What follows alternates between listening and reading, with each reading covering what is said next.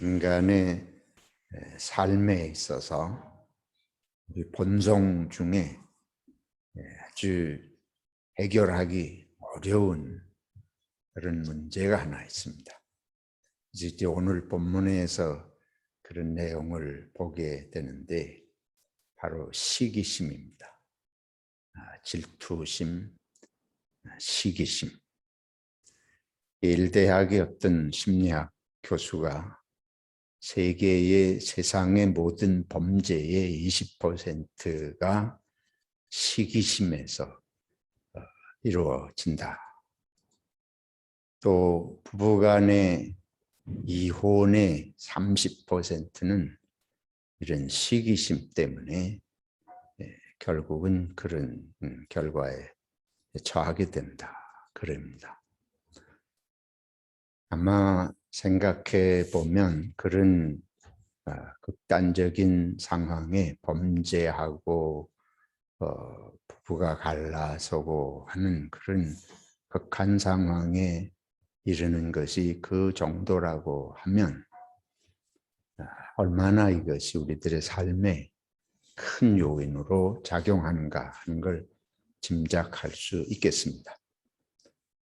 우리들 자신의 마음 상태를 또 지나온 날들의 나나 우리 주변에서 있었던 일들을 돌이켜보면 이거를 부인하기가 쉽지 않습니다. 근데 시기심이나 질투심의 더 큰 문제는 이게 나하고 관계없는 사람, 그런 멀리 있는 사람들에 대한 문제가 아니라고 하는 거예요. 항상 가까운 관계 속에서 이 문제가 발생한다는 것입니다. 국가적으로 봐도 그럴 수 있다고 봅니다. 한국의 문제는 한국이 갈등하고 또는 싸우고 미워하고 하는 것은 가까운 중국이나 일본 아니에요? 멀리 있는 미국을 우리가 미워하고 영국을 이런 나라들하고 척을 지고 그럴 이유는 별로 없지 않습니까? 그러니까 시기 질투의 문제는 항상 가까운 데서 발생하기 때문에 우리들에게 더 크게 영향을 미치고 또 상처를 준 그런 문제라고 할 수 있겠습니다. 모세가 이스라엘 백성을 광야를 인도하면서 통과하는데 백성들이 끊임없이 불평을 해요. 먹을 것이 부족하다. 먹을 것이 또 마땅지를 않다. 맛이 없다. 애굽에 있을 때가 차라리 먹고 살만했다. 이러면서 끊임없이 우리 아시는 대로 원망하고 불평하잖아요. 그래서 모세가 하나님께 나아가서 또 모세 나름대로 하나님께 불평을 합니다. 이 백성을 어떻게 하겠습니까? 왜 나한테 이런 일을 맡기셔가지고 이 고통을, 이 어려움을 겪게 하십니까? 내가 이 백성을 낳았습니까? 이런 식으로 하나님께 불평을 해요.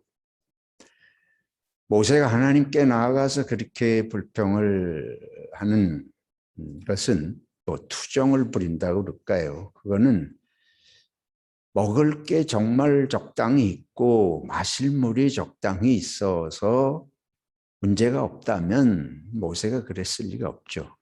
백성들이 이 광야를 통과하는 이스라엘 백성들이 지금 불평하는 것은 그냥 단순히 불평이 아니고 실질적인 문제가 있어서 불평하는 것입니다.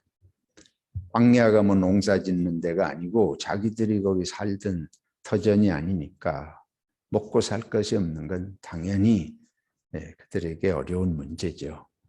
당연히 어려워서 불평하는 것입니다. 당연히 먹을 게 없어서 불평하는 거예요. 그러니까 모세가 그 백성에게 뭐라고 또 할 말도 없습니다. 자기가 비축해서 쌓아놓은 게 있다면 모르지만 그런 상황이 아니잖아요. 그래서 하나님께 가서 이제 불평을 하는데 차라리 나를 죽여주십시오. 모세가 그렇게까지 말을 해요. 어떻게 자기가 해결할 수 있는 능력도 없고, 그래서 하나님께서 차라리 나를 죽여주시고 불러가십시오. 그럴 때에 하나님께서 말씀을 하십니다. 70인의 장로들을 세워라.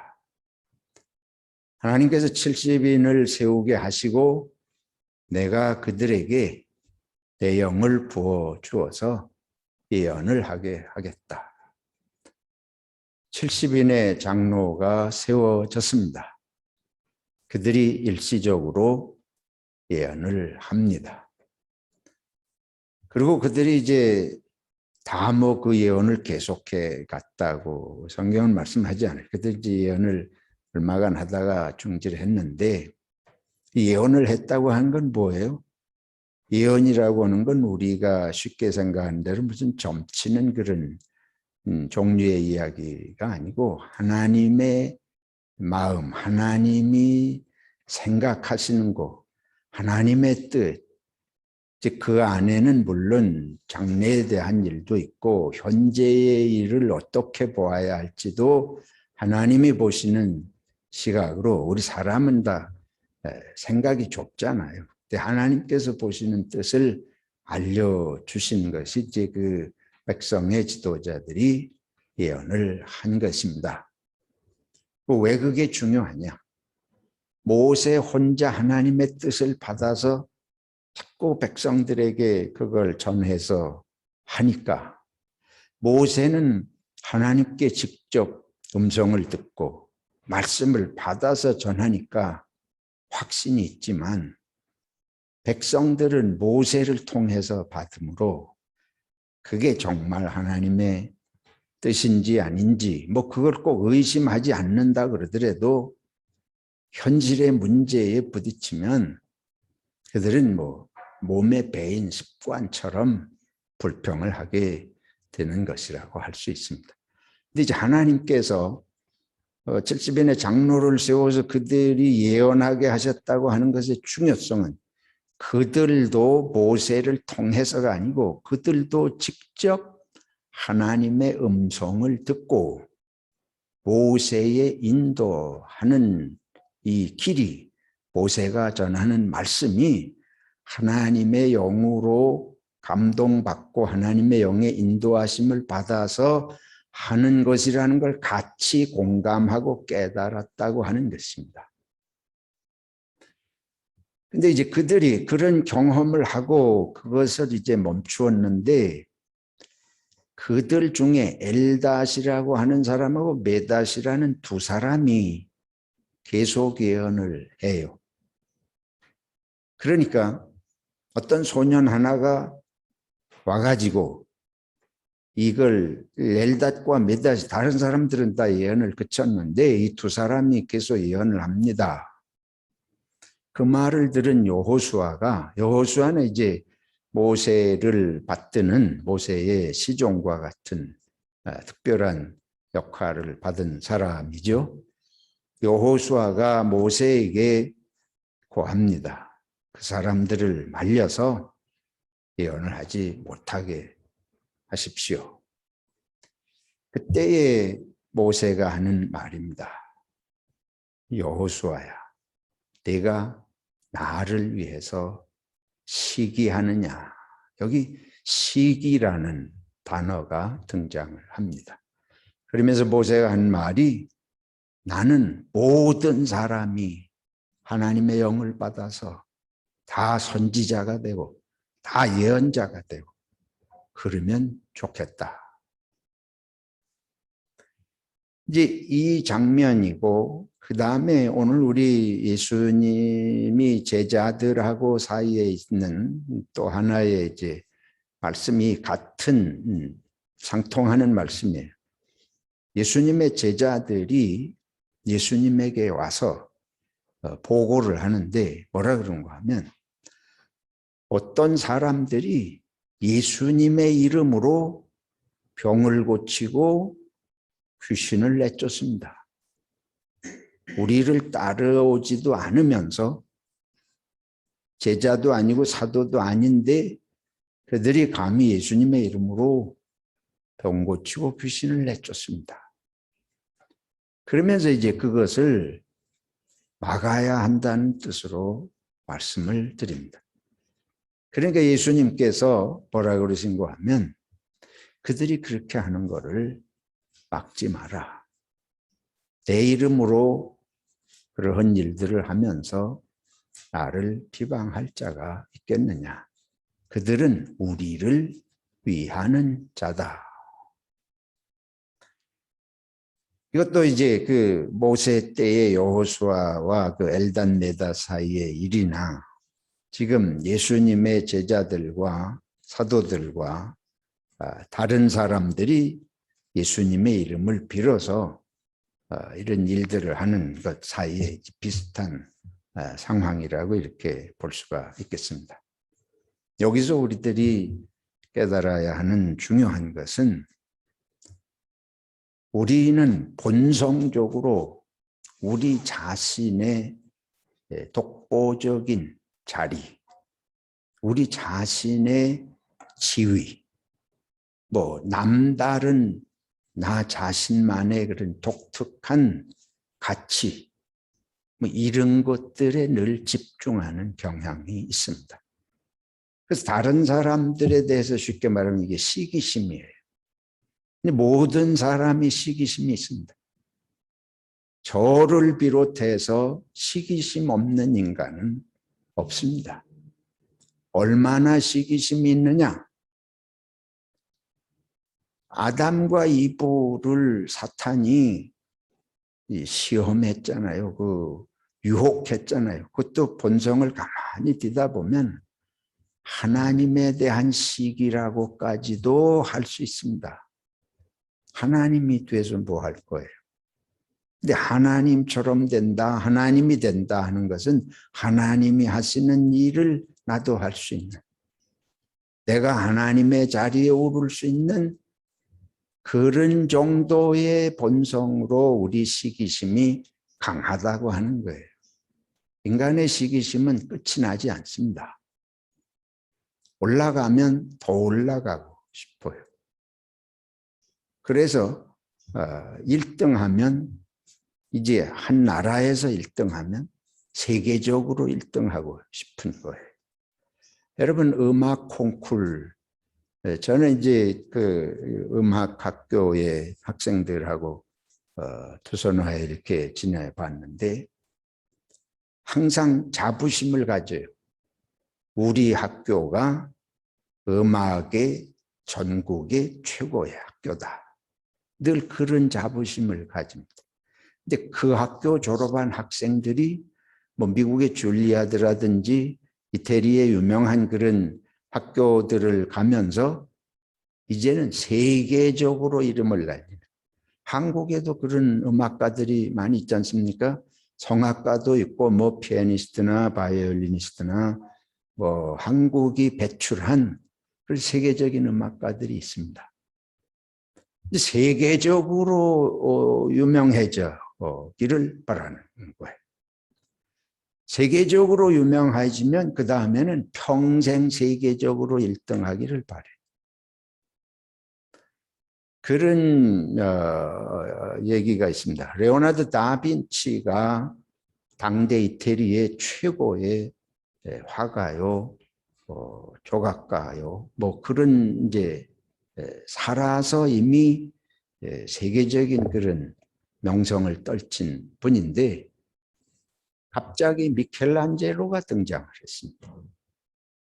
미켈란젤로가 등장을 해서 다시 그 미술계통 조각하고 이런 세계의 명성을 떨치기 시작을 하면서 레오나르도 다빈치가 이 자기보다 이제 미켈란젤로가 늦게 나왔는데 더 명성을 떨치면서 평생 그거로 고민을 하고 자기가 다시 창의적인 그런 천재적인 것을 발휘하는 것에 많은 오히려 그런 자신감을 잃고 뭐 그렇게 우울한 그런 세월을 보냈다고 하는 얘기가 있습니다.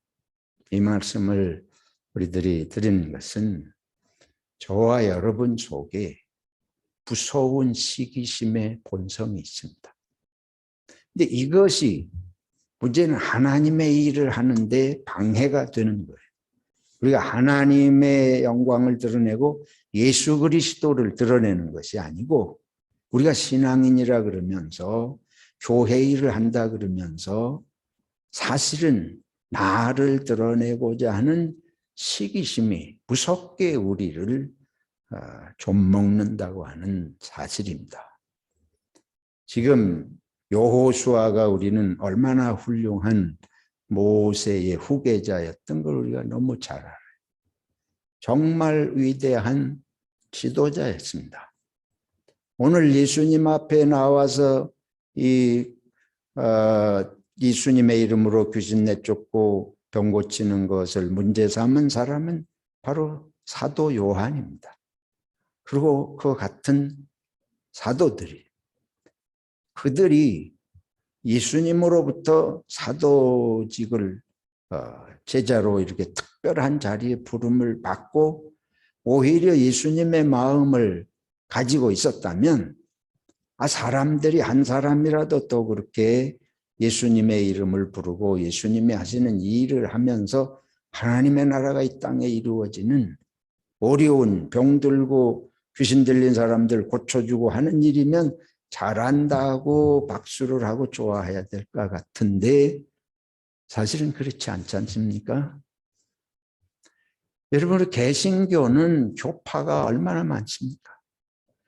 그 교파가 그렇게 필요해서 그렇게 교파가 많습니까? 그게 처음에 생길 때는 다 필요성에 의해서 생겼다고 볼 수 있어요. 장로교나 감리교나 침례교나 다 생긴 출발이 다릅니다. 장로교는 종교개혁 1517년 루터가 종교개혁하고 그보다 한 30여 년 후에 스위스 제네바에서 칼빈이 시작을 했습니다. 감리교는 1738년에 영국의 앵글리칸 처치의 목사의 아들로 태어난 웨슬리가 회심하면서 영국에서 시작이 되었습니다. 200여 년 가까운 시대적인 차이가 있고 나라도 달라요. 상황이 다른 곳에서 복음의 메시지의 핵심이 다릅니다. 켈빈은 부패한 카톨릭과 싸우느라고 종교개혁하면서 장로교를 세운 사람이에요. 웨슬리는 영국의 국교인 앵글리칸 처치의 부패를 보면서 말씀대로 살지 않는 뭐라 그럴까요? 우리 한국이나 불교인이야 그러면서 불교에 대해서 아무것도 모르고 관심도 없는 것처럼 그런 것을 보면서 말씀을 삶으로 실천하는 것에 강조점을 두고 웨슬리는 감리교를 시작했지 앵글리칸하고 싸운이라고 한 것은 아닌데 이렇게 상황이 달라요. 그러니까 관점이 다르고 강조점이 다른 데서 나온 건데 이게 오늘날에 와가지고는 내 교리가 옳으냐 내 교리가 옳으냐 아무 의미가 없습니다. 하나님께서 다 세우신 사람들을 통해서 교회가 시작이 된 것이고 그들은 다 그리스도를 높이려고 한 것인데 오늘날 그 후손들은 장로교 교리가 옳으네 감리교 교리가 옳으네 하고 싸우잖아요. 그 무슨 유익이 있습니까? 무슨 의미가 있어요? 시기심이고 내가 잘났다고 하는 거 외에 무슨 의미가 있어요? 교리적인 조금씩의 차이가 있습니다. 그 차이는 당연히 있습니다. 이 세상에 똑같은 사람이 어디 있어요? 똑같은 생각을 하는 사람이 어디 있습니까? 코와 눈이 전혀 다르지만 한 몸 안에 있습니다. 순복음교회를 보세요. 성령은 순복음교회 전인물입니까? 성령의 역사가 없다가 갑자기 순복음교회가 생기니까 성령이 역사하기 시작했습니까? 그러나 그들이 성령을 강조하는 건 또 사실입니다. 그런 교회도 필요하고 저런 교회도 필요해요. 문제는 시기심 때문에 내가 잘났다고 하는 마음 때문에 협력하지 않는다고 하는 것. 서로 위해서 그리스도를 드러낼 사람들이 세상을 복음화하는 일에 서로 인정하고 서로 영역 속에서 하나님을 증거할 사람들이 이 태초부터 아담과 이브를 넘어뜨리려고 했던 그 사탄이 우리의 시기심을 작동을 해서 끊임없이 파멸의 길로 몰고 가요.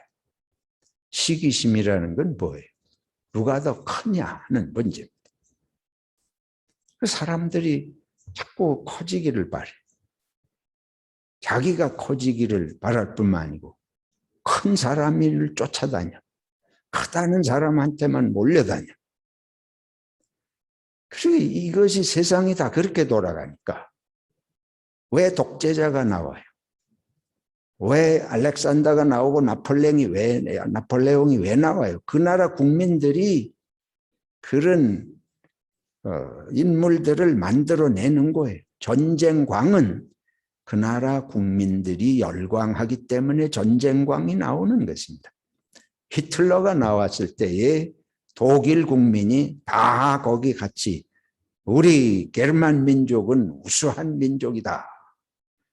그래가지고 그때의 베를린 대학의 대학 총장부터 뭐 독일의 전 국민이 히틀러에게 열광을 한 겁니다.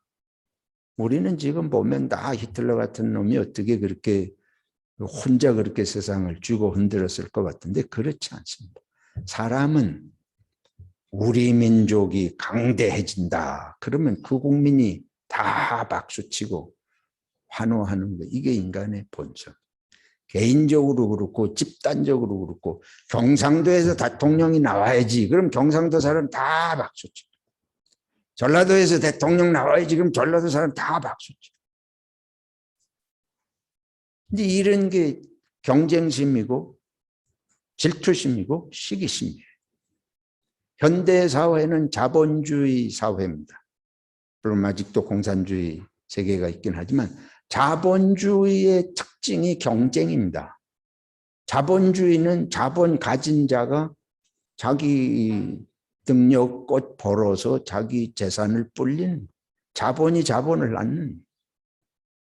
그러니까 거긴 경쟁하는 능력 없으면 돈 있는 사람은 돈 굴려서 더 벌고 없는 사람은 돈 있는 사람 밑에 가서 평생 종살이 하듯이 살다가 가고 그냥 그런 것을 자연적으로 그렇게 인정하는 게 자본주의 사회. 근데 우리 성경은 어떻습니까?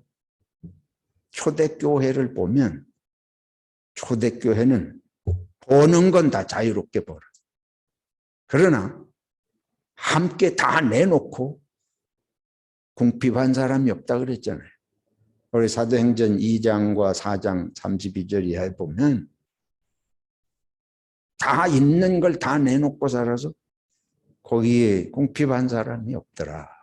그리고 자기 것을 자기의 것이라고 하는 사람이 없더라. 사실 이게 기독교 정신입니다. 이게 교회의 시작이고 오늘까지 교회가 온 이 은혜는 바로 그런 함께하는 자기 능력 가지고 자기 길을 가는 게 아니고 함께하는. 아프리카의 속담에 그런 말이 있대요. 빨리 가려면 혼자 가라. 멀리 가려면 함께 가라. 저는 여러분이 자기 개인 능력을 추구하면서 하면 빨리는 갈지 모르지만 멀리 갈 수 없습니다. 아무도 함께 가주지 않습니다. 함께 가는 것이 중요해요. 그리고 자본주의는 함께 가는 주의가 아니고 이거는 자기 개인 사유재산 제도와 함께 개인의 능력 따라서 하는 무서운 경쟁 사회. 교회는 이것을 극복하는 역할을 해야 된다고 봅니다. 교회는 경쟁터가 아닙니다. 교회는 세상이 경쟁심으로 시기 질투에 시달려서 고통하는 그 세계에 소금의 역할을 해야 되는 게 교회. 그거 썩는 정신. 그 경쟁하고 시기심 때문에 썩잖아요. 교회가 소금이 되려면 경쟁 안 하는 아주 쉽게 말하면 하향 평준화, 상향 평준화는 역사 있는 한 불가능합니다. 항상 하향 평준화.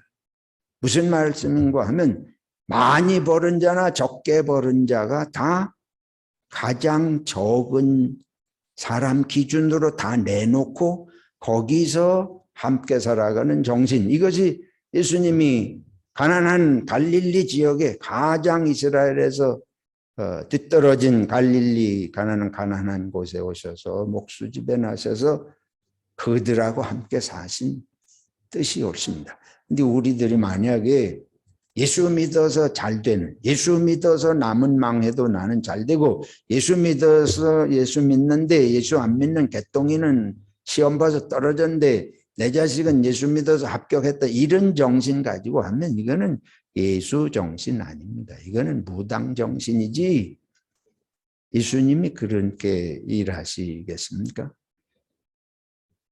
그래서 우리들이 오늘 말씀을 통해서 첫째로 시기심이 있는 걸 인정하고 시기심을 극복할 수 있는 제도를 우리들이 같이 실천해가고 서로 그런 것들을 염두에 두면서 일할 필요가 있다. 그러니까 어느 교파가 낫다든지 뭐 어느 교회가 크다든지 이런 표현 자체가 이 세상을 썩게 만드는 것이고 그게 교회를 썩게 만드는 것입니다. 이 관점으로 보면 무엇을 회개하고 반성해야 될지가 환하게 보이게 됩니다.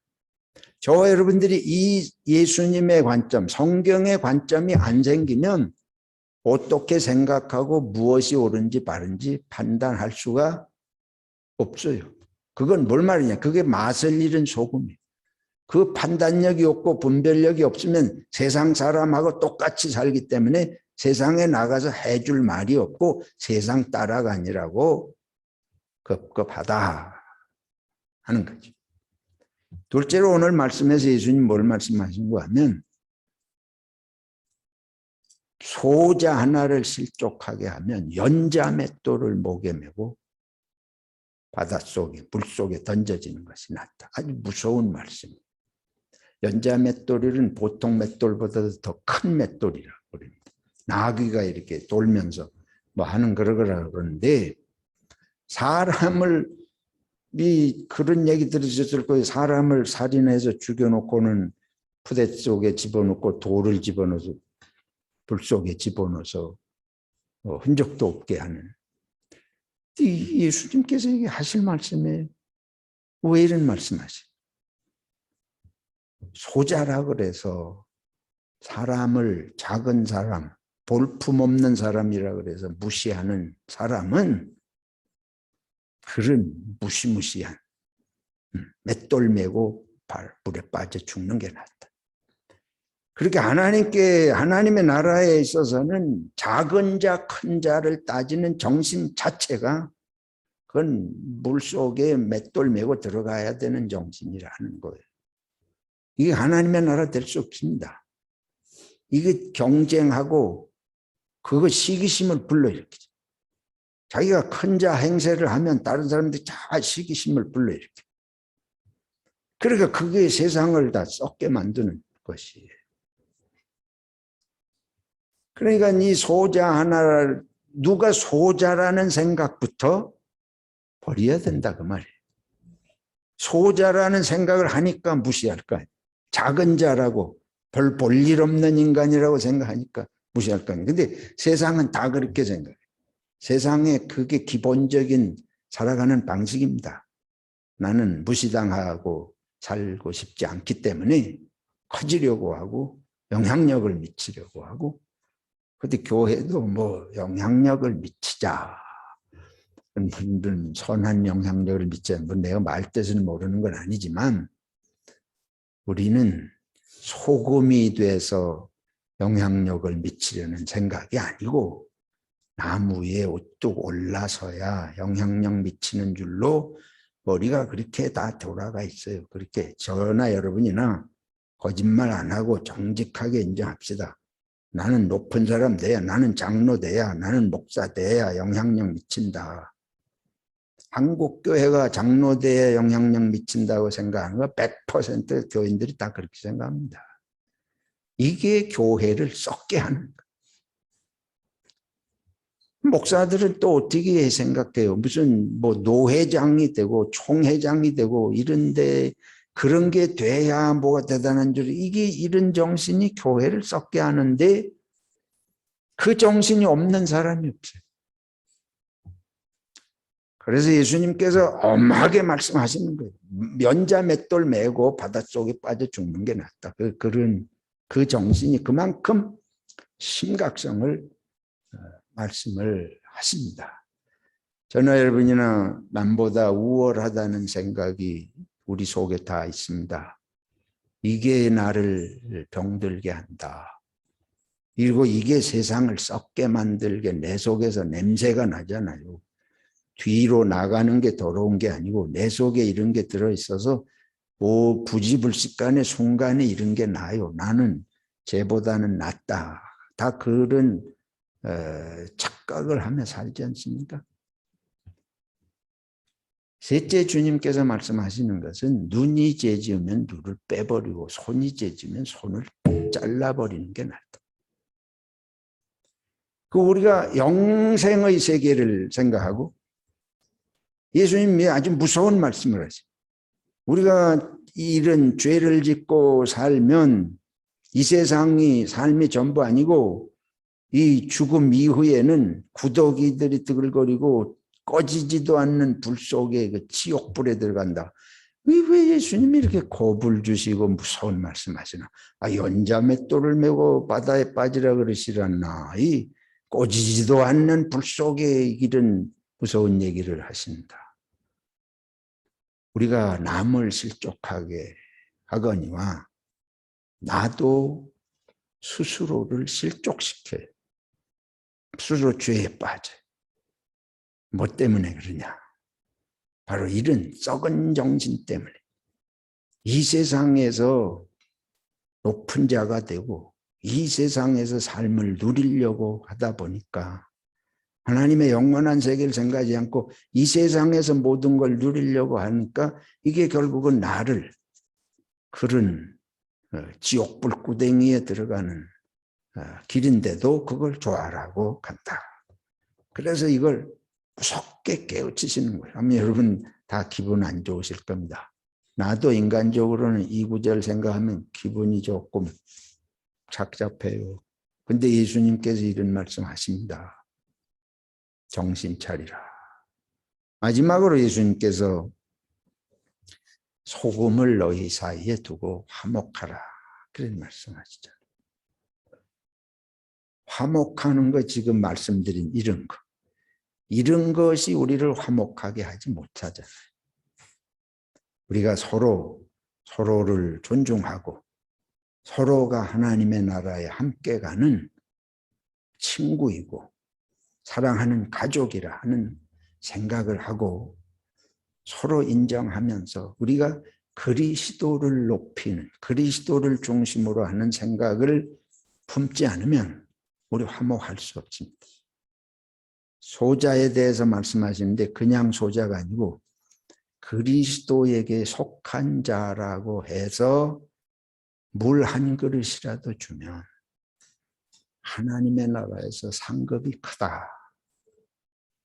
이게 우리가 그리스도인, 그리스도를 알고 그리스도를 높이고 그리스도의 나라, 하나님의 나라를 생각하면서 나를 내려놓고 나를 비우는, 그래서 내 속에 있는 시기심, 내 속에 남을 무시하는 마음, 그러면서 내가 내 자신을 위해서는 무슨 죄도, 내 손이 죄 짓는데도 내가 그런 거는 아랑곳하지 않고 남이 죄 지으면 그냥 무시하고 비판하고 정죄하고 이런 건데 우리들이 그리스도 안에서 이런 모습을 극복하고 함께 당신과 내가 예수 위에 예수님으로 우리 구원받았고 예수님의 나라, 하나님의 나라를 위해서 살지 않느냐? 교회가 왜 화목하지 못합니까? 이유가 없어요. 뭐 수많은 이유를 사람이 이래서 그러고 이 사람이 이래서 그러고 내가 교만해서 그런 거 외에 이유가 없습니다. 내 시기심, 나를 드러내고 싶은 생각, 이게 내 속에서 살아있기 때문에 그게 나를 지배하기 때문에 화목하지 못하고 그러니까 우리가 세상에 맛을 내는데 실패하고 세상에 빛이 되는데 실패하지 않는가. 어느 한 개인이 위대한 것이 하나님의 나라 이루지 못한다는 말씀이죠. 저와 여러분이 세상에서 가장 위대해지고 제가 개인적으로 위대해지고 하나님의 나라에 아무 유익이 없습니다.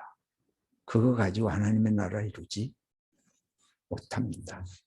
예수님께서 오셔서 십자가를 지신 것을 생각하면서 많이 제가 회개합니다. 우리들이 깊이 돌이켜보면서 아주 어떻게 보면 너무 엄중하게 말씀하시는 것 같지만 이 문제가 사실은 또 그렇게 심각한 문제여서 말씀하시는데 결론은 아주 간단해요.